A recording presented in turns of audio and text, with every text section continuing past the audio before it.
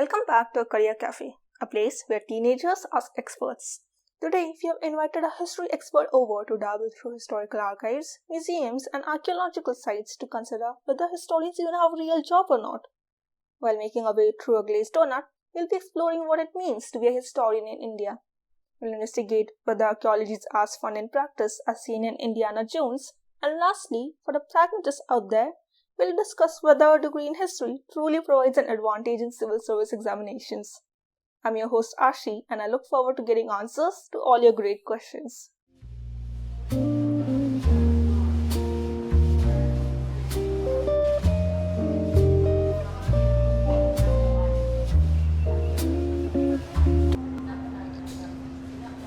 For today's episode, we have Dr. Shrikant Ganveer over as a history expert. Dr. Ganveer has a PhD in archaeology and currently serves as an assistant professor in the archaeology department at the Deccan College Postgraduate and Research Institute. I look forward to discussing your questions with him. Welcome, Dr. Ganveer. I'm glad that you were able to join us today. How are you doing? Fine, thank you. I'm thankful to the your institute for inviting me to share my thoughts and ideas on basically history and archaeology as a career, as a future career or as a with special reference to career. Yeah. That's great to hear, and I'm pretty sure our audience is also very excited to hear your responses. As we informed you previously, Career Cafe had conducted a survey to collect all the doubts that teenagers have regarding history as a career. Out of these questions, the most popular doubt, and I think a question which you must have also been asked many times, is that why would someone choose history as a career? What can a person expect from a career or a major in history? And what do historians even do as in their jobs? Yeah, you are absolutely right, Ashay. This is a question which is frequently asked by young generation, and out of fascination, the young generation is very much interested to know about the past, our culture, and history. So basically, when I look at my students who have joined Deccan College for their postgraduate degrees or the postgraduate courses in archaeology uh, from last 10 years, it seems that there is a fascination among the members of young generation to go or to opt for history, archaeology as their career. And interestingly, if someone asks me why someone should do their career in archaeology or career in history, what I would like to answer, simply the passion for, past. They have a tremendous passion for the past, for our tradition, our rich cultural tradition, as all of you know, basically unity in diversity, and people are really enjoying their life in such a diverse cultural setting. So out of passion, out of interest, people, the members of the young generation or this young generation basically looks into basically the history, archaeology, cultural studies, heritage studies as their major, yeah, and that is really interesting. And from last 10 years, because I have been working on this issue, that is on the basis of, you can say, the sample survey from 1990 to 2000, 2000 to 2010, and 2010 onwards. So what I have been observing that from mid or from the first decade of this 21st century, means last 20 years, there is a tremendous, you can say, interest, tremendous growing interest in young generation to go for, archaeology, history, museology, heritage studies in Indian universities as well as foreign universities as their major. Yeah. And then another second question: what do historians do? What do archaeologists do? basically, you know, it is a really fascinating. I'm not making this statement because an archaeologist, or I'm a student of, you can say, history and archaeology as such. But if you look at the jobs or the specific task assigned to the historians, archaeologists, their job is really, interesting. On the basis of the available evidence, on the basis of a set of available evidence, historians, on the basically the documents, the archival documents, on inscriptions, coinage, archaeologists based on their excavations, the remains of the archaeological sources such as the inscriptions, coinage, the antiquities, that is the material culture, try to reconstruct the past, and that is really tough job. It is also, you can say, time consuming, same time very fascinating, same time very interesting, but it requires lot of patience.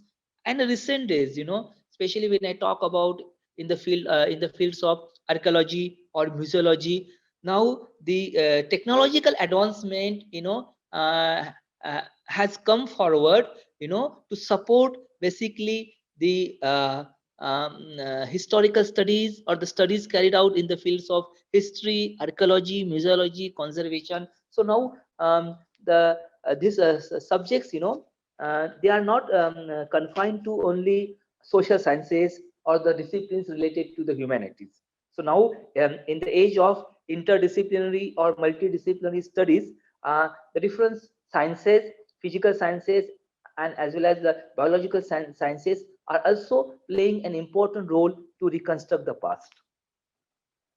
That is great to hear. That's a very, very interesting response. I'm pretty sure our listeners would be very ecstatic to know more about history right now.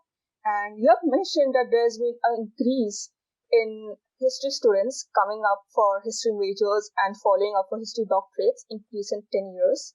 And Yeah. what do you think, personally, as we know that you're a practicing archaeologist, is the most interesting part of studying and even practicing history? What have you found that has interested you to pursue history to a point that you even practice it and have also teach it, I believe, like you're a professor at Deccan College?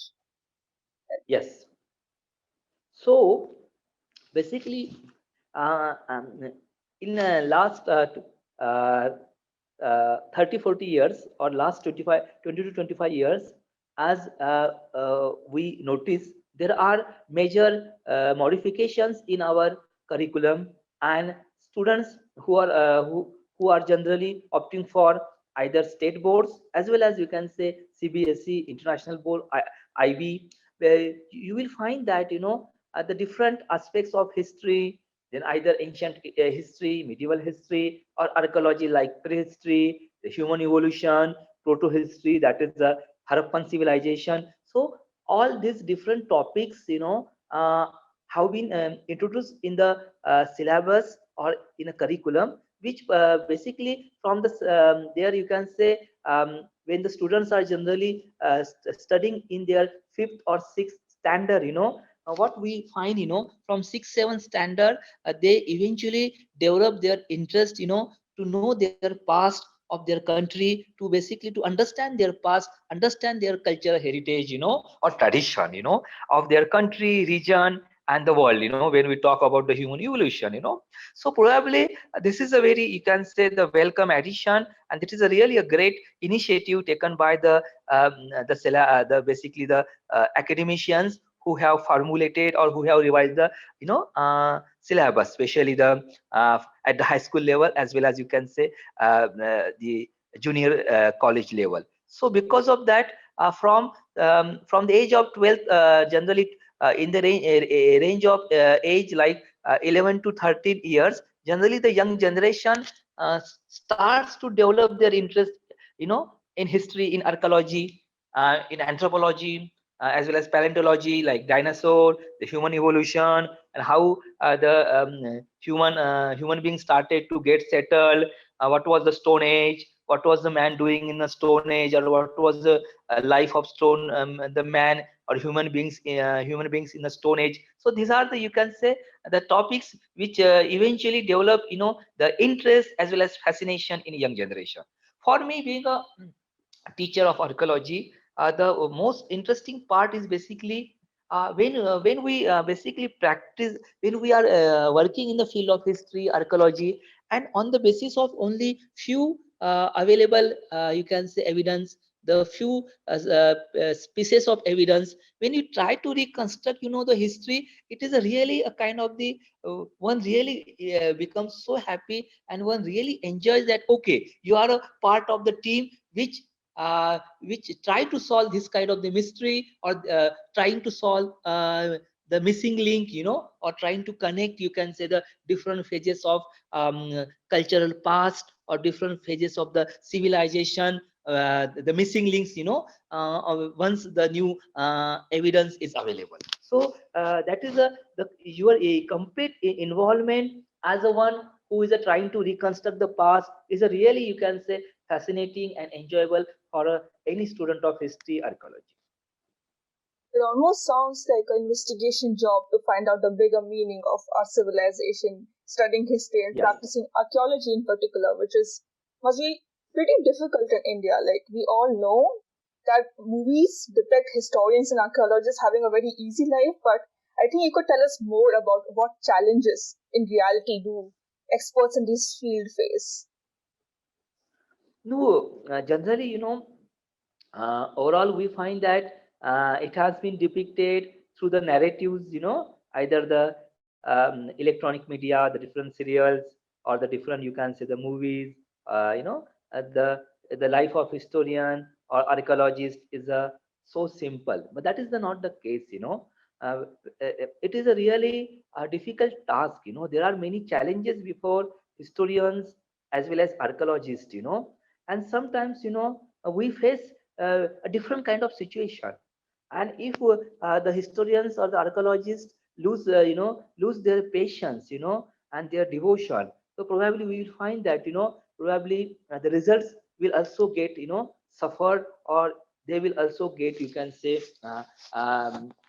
you can say, our devotion, or our patience, or you can say our sincere efforts, if there is any kind of the change, up and downs, so obviously the process of the reconstruction of the history as well as archaeology will also get, severely affected.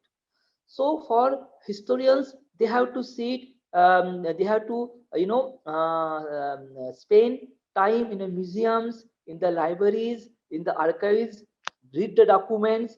For example, if someone is working in the field of the ancient Indian history, they have to understand, they should know the different languages such as Sanskrit, Pali, Prakrit. Same time, they should know the different scripts like Brahmi, Kharosti, Sharda, Grantha, Nagri, and then they have to deal with the primary data. If someone wants to become historian, someone wants to become an archaeologist, so historians as well as archaeologists have to deal with primary data. Based on the secondary or tertiary data, one cannot be a true, or honestly speaking, one cannot go or one cannot develop himself or herself as an archaeologist, or as a historian. So dealing with the primary data is a tough job. It requires a lot of time. It is time consuming and it requires patience, but same time very interesting. And when someone who is dealing with ancient Indian history comes across a new king, or someone who is dealing with the ancient coinage comes across basically the new dynasty, new king, so obviously it is a very important contribution to the ancient Indian history. Same time, the historians who are dealing with medieval history, they have to go through the documents, and especially the medieval history and the basically the medieval period, late medieval period, and the colonial period, we are very rich in a basically the archival documents. Same time, those who are working in the field of ancient Indian history, they have to go through the manuscripts. And the our country is a very rich in a basically tangible as well as intangible cultural sources, in the rich, we have the rich archaeological sources as well as a long tradition of literary sources and the manuscripts. So it requires lot of time, patience. Your focus or your research problem is very clear. And for archaeology, we have to work in the field, especially on site. We have to work yeah. As an archaeologist, we have to work on the site, and we don't know the location of the site. Sometimes the habitational sites are very near from the present villages or the present towns, but sometimes the sites are basically long back they got deserted, and they are basically near forest. Especially for me, as I have been working in the I have been exploring rock cut caves, so many times few of the caves are located in a dense forest.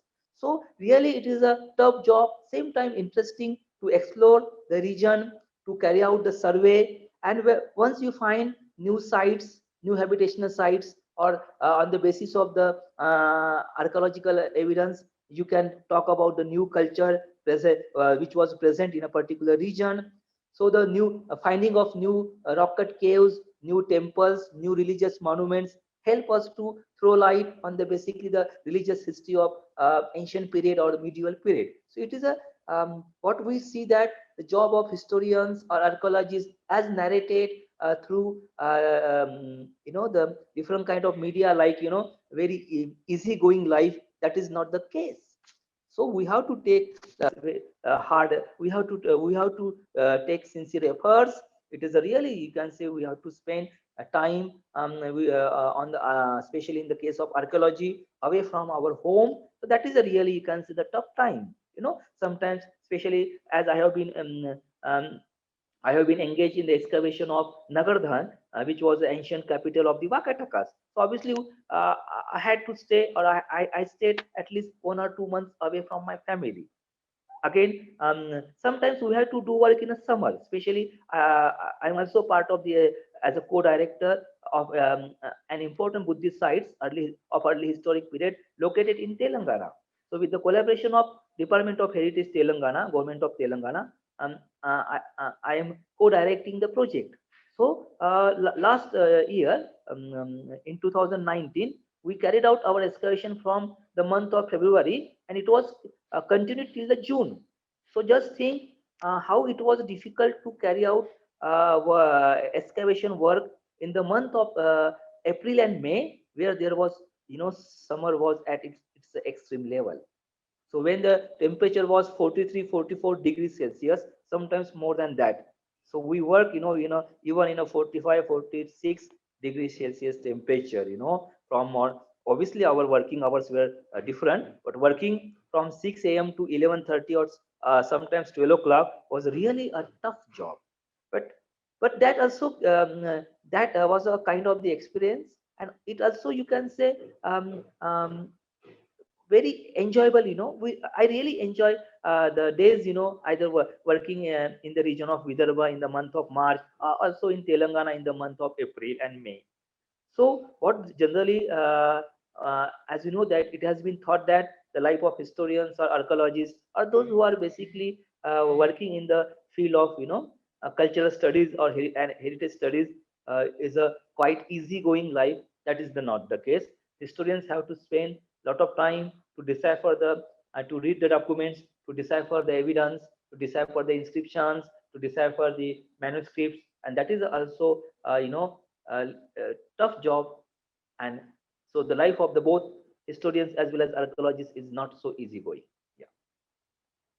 It seems that a life of archaeologists in particular is greatly dictated by the mercy history and as well as the weather has on the archaeologist. And it, again, I certainly understand it must be very difficult, especially to leave your family. I think that's one aspect movies or popular media really does not cover, how difficult that period would be for a practicing archaeologist. And Yes. so, while this being an archaeologist on its own has its plethora of troubles, do you feel or like have you personally experienced that your society, like the government or any other your particular religion, has influenced or restricted you in your work? No, actually, generally whenever we carry out some survey, we approach to the apex bodies of archaeology and history, and so generally we have also the different, you can say, trust or the different bodies, of different religious institutions. So generally, we always get support from these religious institutions, for the villagers, for the local bodies, local administrative bodies, for carrying out work. They are always curious. Sometimes they think that we have come to there are some kind of the misunderstandings. Whenever we carry out excavation, people think that we are going to get gold coins, we are going to get treasure. There is a kind of the misunderstanding, or misconcept, regarding the hidden treasure, but not, it is not like that. What is it for us? Any antiquity or any piece of any material culture or any antiquity of the past is a treasure. It may be the coin, it may be the potsherd, it may be the small bead, or it may be the small, you can say, the pendant, anything, because for me, for us, every piece of antiquity or every aspect of material culture is important, because it because it helps us to reconstruct the past. But sometimes people, sometimes we find the skeleton, animal skeleton or human skeleton. Then the people come and they, there are some the different stories, mysterious stories or mystery among villagers, and they think that what the archaeologist found. So sometimes that is very interesting, yeah. But hardly, for me, or also, as as my colleagues are working in a different fields of archaeology, like prehistory, protohistory, and the different fields of scientific archaeologists. So I don't have any example that because of the you can say the we have not got permissions from the any religious organizations, or they have created any problem. No. So most of the times our explorations, our investigations went on very smoothly with the support of local administrative bodies, religious institutions, the local religious institutions, and also with the active help and active participation of the local people or the villagers. Villagers or the local people always play, an important role, and these local people always help us to, know the past of their area or their region. That is very nice to hear. It was also very interesting to hear about all the stories locals can cook up regarding archaeological sites. I'm pretty sure that our archaeologists, you yourself, must be really looking forward sometimes to hear these stories regarding the whichever archaeological sites you're working on. Similarly, historians must be really interested in this as well. And as for students, it is something very new to hear for us, because this is something we have never, the role of locals is something we have never even considered as a job that would be influencing archaeologists' job in particular. And I really wanted to discuss something we talked about before. You said something about a museum to bring about knowledge of heritage for students, and so they could get more field experience as well. Could you talk a little more about that? Yeah. As I mentioned earlier, Deccan College, deemed to be university, in the collaboration with Punyashlok Ahilyabai Holkar Solapur University, uh, going to establish a museum, an archaeological museum at Junnar, which is a very important site, archaeological site, and it was an important urban center. It was an important urban center during early historic period, that is, it means almost 2000 years before, with the financial assistance from RUSA, Government of Maharashtra. So the main objective behind this the main objective behind the construction, or the main objective behind the establishment of this archaeological museum, is to provide a platform for young generation, wherein the members of young generation, which will include school children as well as college students, to provide a platform where they will able to understand the cultural heritage of this region. Because many times we find that the museums are, as we know, are really the treasures, and where we find the antiquities of ancient period as well as medieval period are generally housed or on display. But most of the times, visiting these museums is a kind of, you can say, the one-way communication. Along with this archaeological museum at Junnar, we are going to establish an interpretation center. So with the help of this interpretation center, the students, both school as well as college students, will able to understand the regional history. So this is a kind of this is a first of its a kind, in a country where the archaeological museum as well as interpretation center are going to train young generation so that they will aware about their heritage. They will also get training how to preserve their heritage. So with the active participation of the local students or the students from Pune and its surrounding, or Junnar and its surrounding, we are basically trying to develop a model where the young generation will get proper training regarding heritage, culture, the traditions of ancient period.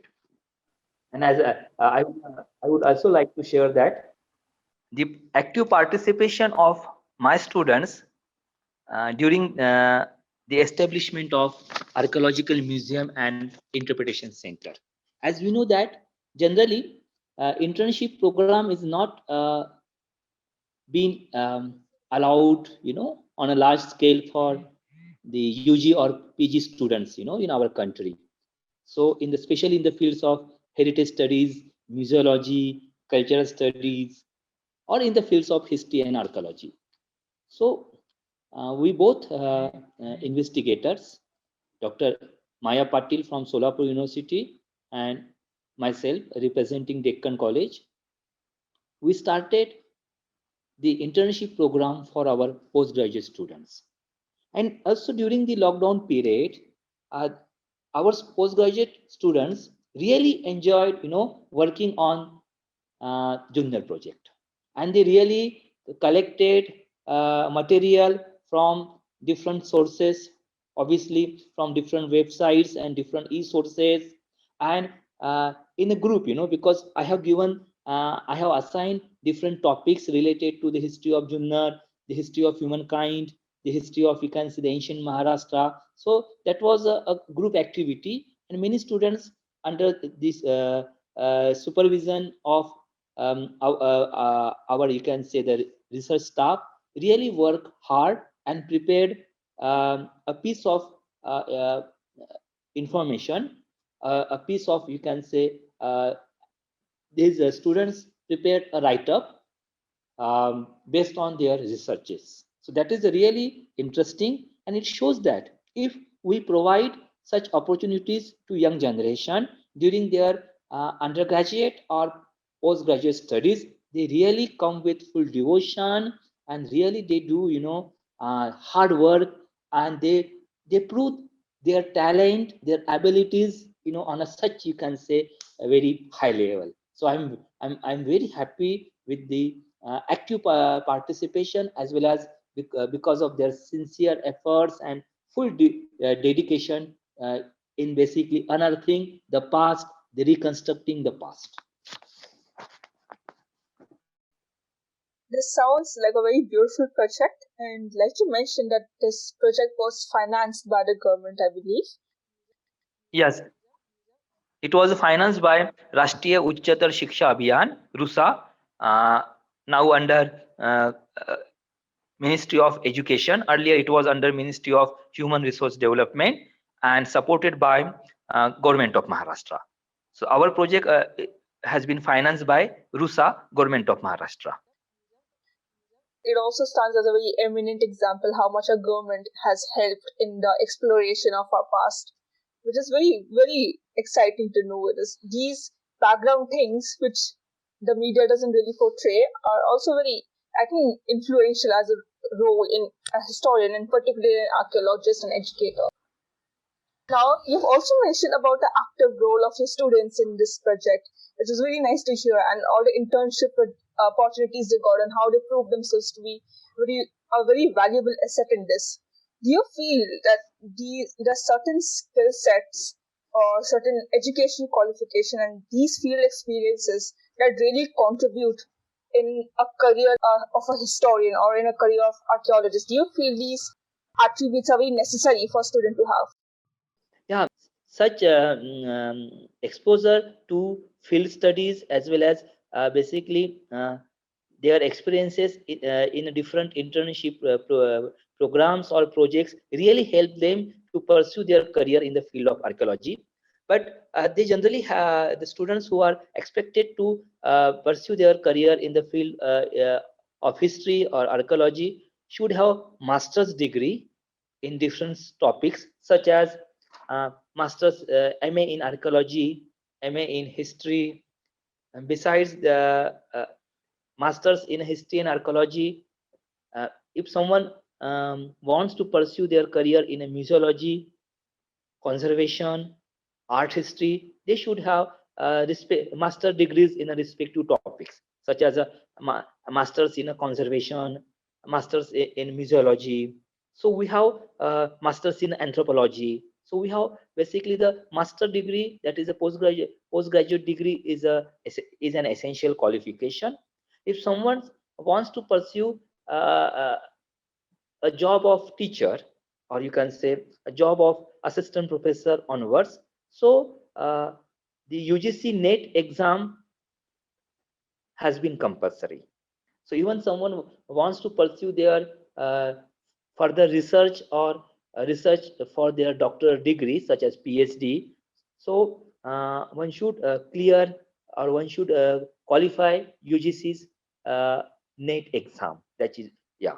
So the national, basically the UGC NET exam is another essential qualifications to pursue their career in the fields of mainly teaching and research job.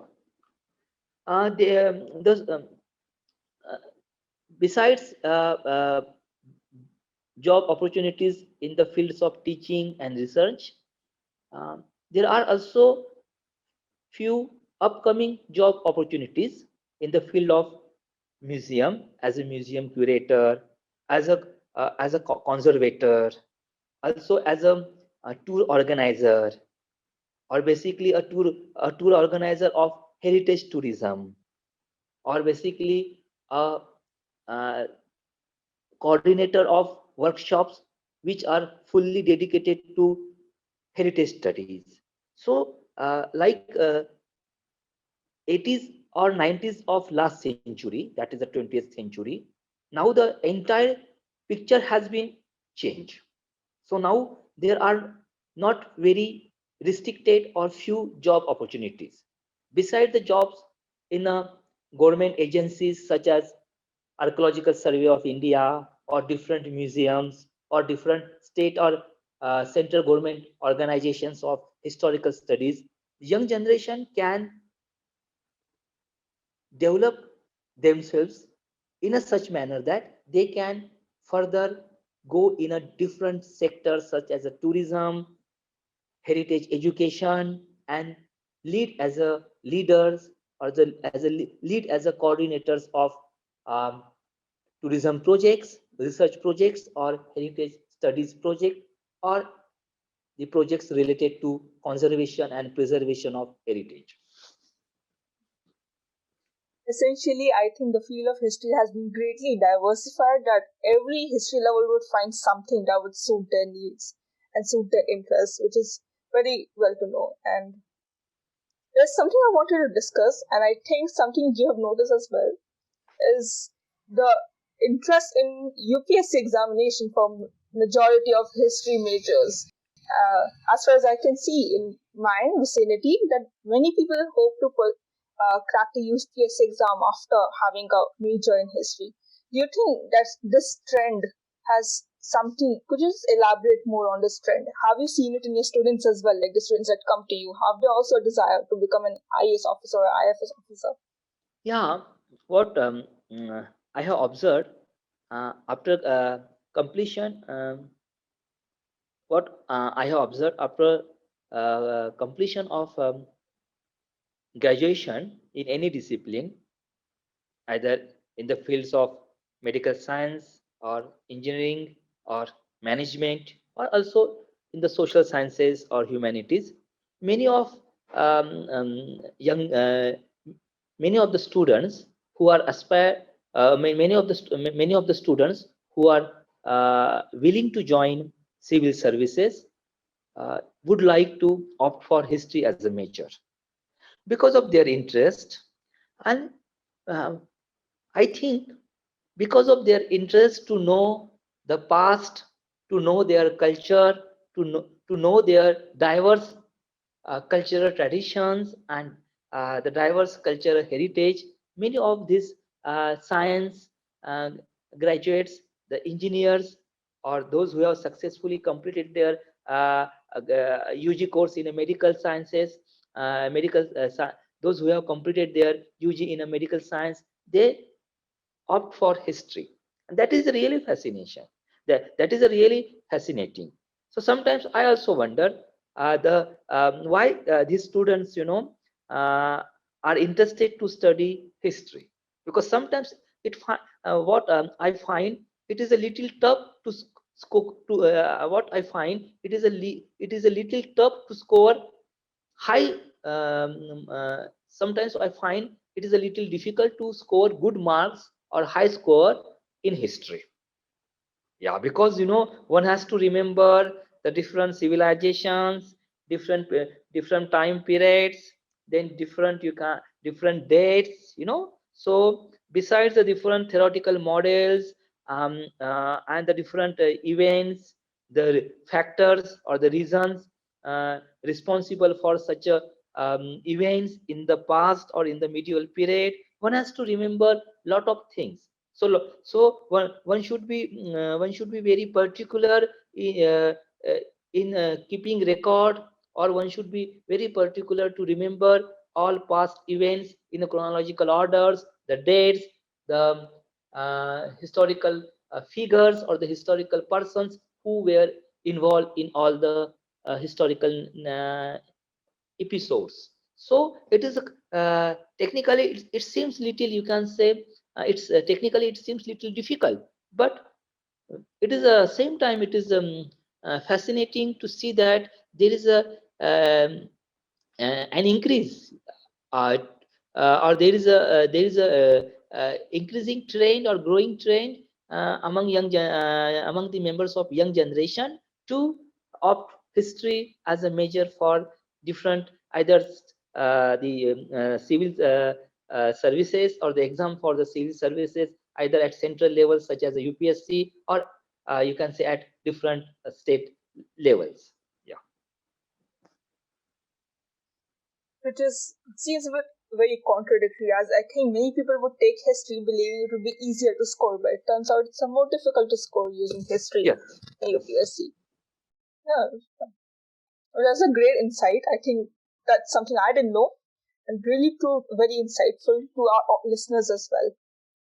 So I think we've discussed all jobs that we have in India. We have also discussed upcoming jobs as we talked about museum curating, archiving, and other related jobs, museology, I believe, in India that will be coming up in a few years. I think we should also discuss like a few job opportunities outside India. Like many of our listeners are interested whether having a degree in history from India will allow them to pursue job opportunities outside. Have you any personal experience in this? Do you have any international projects you're working on that you could give us insight from? Yeah. um, um, those who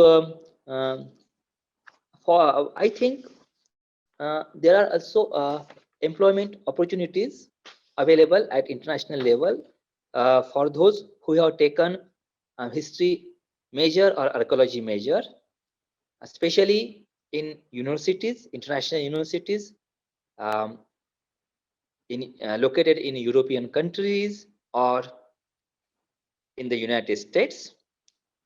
Besides the job opportunities in universities, mainly in a teaching profession, there is also a scope for jobs in different museums outside different besides the job opportunity besides job opportunities in different international universities, there is also scope for jobs in international museums for Indians who have completed their masters in history major or archaeology major. But as we know that there are some fundamental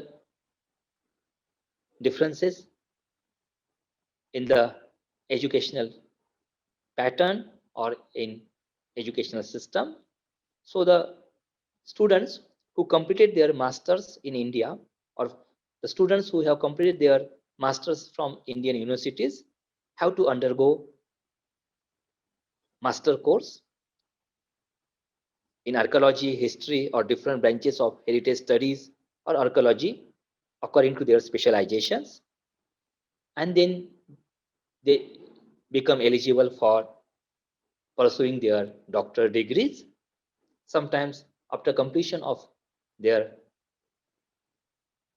doctoral degrees, they can join different international universities as a lecturer or assistant professor, as a curator, or as a research staff at different research projects.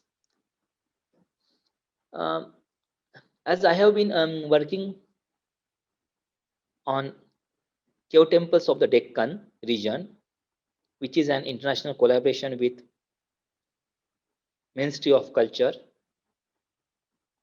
Government of Italy. My collaborator, who is a senior curator at National Museum of Italy, located at Rome, we are carrying out a systematic survey and systematic study of cave temples of the Deccan region, which have been excavated from the 4th, 5th century CE to 11th, 12th century. And it is really amazing to see the deep interest of foreign scholars to understand, to reveal, to know the Indian culture, Indian heritage, and our past. We are also trying to commence internship program in our international projects very soon, so that Indian students as well as students from Italy will get opportunities to work with us on. So Indian students as well as students from Italy will get opportunities to work with us in this project. It is very nice to hear that there are growing international opportunities from Indians and as well as international students alike here in India. And I think essentially what this means is you need to have at least a PhD in history, I believe, to have to pursue a employment opportunity outside India. Is essentially right. Yes. Yeah.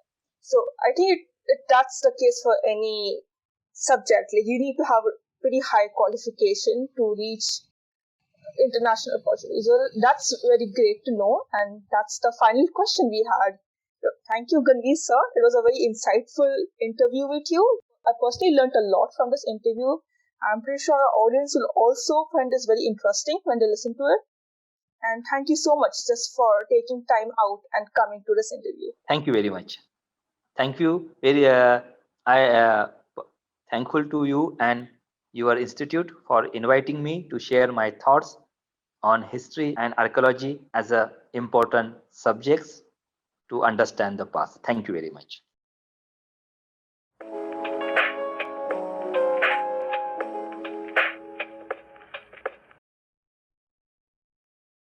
So that's it for our history episode. If you enjoyed our discussion today, do make sure to tune in for our next episode. We'll be inviting a psychology expert over for some chocolate cake. If that is something you're interested in, we hope to see you back at the Career Cafe. Until then, please do leave your reviews and share this podcast. And to learn more, please follow us on our Instagram, Twitter, or Facebook page. We would love to know more about our listeners.